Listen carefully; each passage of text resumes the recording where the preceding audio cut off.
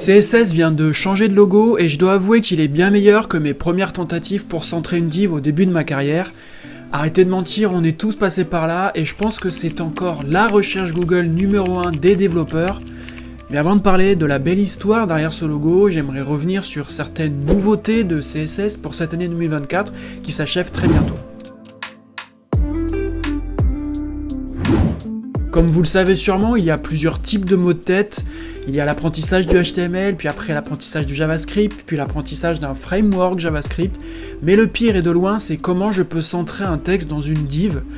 Jusqu'à très récemment, nous passions tous par DisplayFlex ou DisplayGrid avec au moins 2 voire 3 lignes de code ou directement par ChatGPT. Dorénavant, après plusieurs années de thérapie, CSS a enfin écouté les 15 milliards de recherches Google sur comment centrer une div et ils ont sorti la nouveauté qui nous permet de centrer un texte dans une div en une seule ligne de code, Align Content Center. Fini les mots de tête, votre texte est maintenant centré verticalement en une seule ligne et ça, c'est une révolution dans le monde du web. En parlant du nombre de lignes, combien d'entre vous ont déjà essayé de styliser une checkbox une fois celle-ci cochée sans passer par JavaScript? Oui, je sais, c'était difficile, pas impossible, mais très difficile. JavaScript était notre messie là-dessus, et de loin.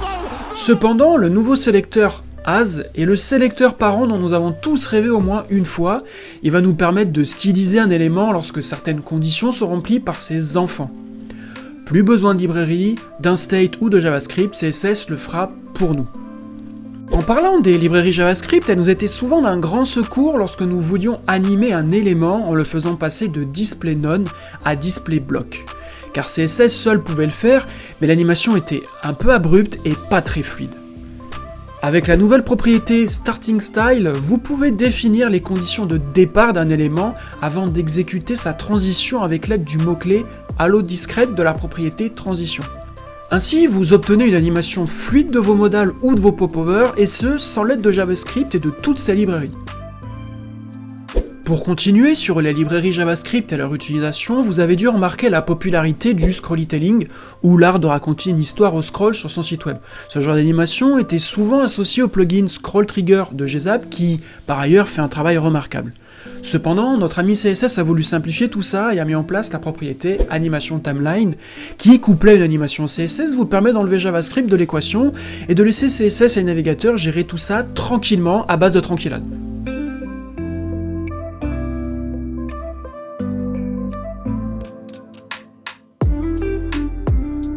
La prochaine nouveauté va vous permettre de gérer plus facilement ce que chaque développeur a dû gérer au moins une fois dans sa vie, la validation de saisie utilisateur dans un formulaire. Oui, ce monde où 40 librairies ont vu le jour pour le rendre le plus simple peut dorénavant être géré par le navigateur et CSS uniquement. Nous avons déjà la pseudo-classe valide, mais le problème c'est qu'on renvoyait souvent une erreur avant même que l'utilisateur ait rentré ne serait-ce qu'une valeur. Grâce à userValid, le style sera déclenché uniquement lorsque l'utilisateur aura interagi avec un input, ce qui rend l'expérience développeur et utilisateur beaucoup plus cool. Quel designer ne vous a jamais demandé de faire apparaître certains éléments, mais lors d'une action précise, comme afficher le champ mot de passe si et seulement si l'utilisateur commence à remplir son nom et prénom? Aucun, bien évidemment, et souvent vous vous êtes dit, mais enfin, un simple 8 ou 8 auto en CSS et un peu de JavaScript, et c'est bon, le tour est joué. Cependant, on arrive souvent à une animation pas fluide du tout, et l'expérience utilisateur est, pas incroyable.